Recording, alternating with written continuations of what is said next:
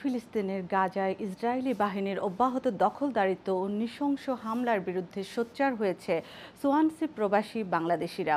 নিরীহ ফিলিস্তিনিদের উপর হামলা ও গণহত্যা বন্ধের দাবিতে সোয়ানসি বে বাংলাদেশ সোসাইটি উদ্যোগে আয়োজিত হয়েছে মার্চ ফর গাজা।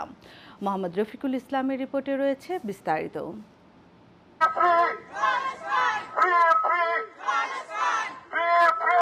দখলদারিত্ব আর পাশবিক নির্মমতার এক পৈশাচিক অন্তহীন বর্বরতা চলছে ফিলিস্তিনের গাজায়। আবারও ২০২৩ সালের অক্টোবর থেকে নিরীহ ফিলিস্তিনিদের উপর একের পর এক হামলা চালাচ্ছে ইসরায়েলি বাহিনী, হত্যা করছে নারী ও শিশুসহ হাজার হাজার সাধারণ জনগণ। গাজা এখন পরিণত হয়েছে ভয়ানক মৃত্যুপুরীতে। সোয়ানসি বে বাংলাদেশ সোসাইটির পক্ষ থেকে গাজায় দখলদার ইসরায়েলি বাহিনীর বোমা হামলা ও ফিলিস্তিনিদের হত্যা বন্ধের দাবিতে আয়োজন করা হয় March for Gaza in Swansea. দুপুর 12টা থেকে কয়েক হাজার মানুষের মিছিল গিয়ে শেষ হয় শহরের গিল্ড হলে।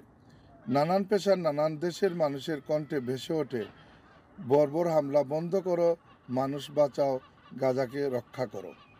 মিছিল শেষে ডাইভার্সিটি ও কমিউনিটি রিলেশন ম্যাজিস্ট্রেট তাহা ইদ্রিসের পরিচালনায় প্রতিবাদ সভায় বক্তব্য রাখেন সোয়ানসি বাংলাদেশি কমিউনিটি নেতা ও এই মার্চের কোঅর্ডিনেটর আব্দুল কাদের, ডাক্তার মৌতুসি তানহা, লি ইভান্স, নিজার নিজুদাহান ও মঈনুদ্দিন মিসবা সহ কমিউনিটির অন্যান্য নেতৃবৃন্দ।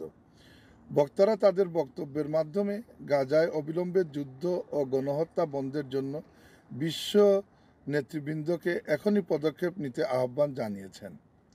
মানব সভ্যতার এই মহাসংকটেও যেন নির্বিকার তাকিয়ে আছে বিশ্ব মানবতা। তাই গাজাসহ প্যালেস্টাইনবাসীকে রক্ষা করতে বিশ্ব মুরলদেরকে সম্মিলিতভাবে ঐক্যবদ্ধ হয়ে কাজ করার আহ্বান জানানো হয়। Mohammad Rafiqul Islam, আইওন news, Swansea.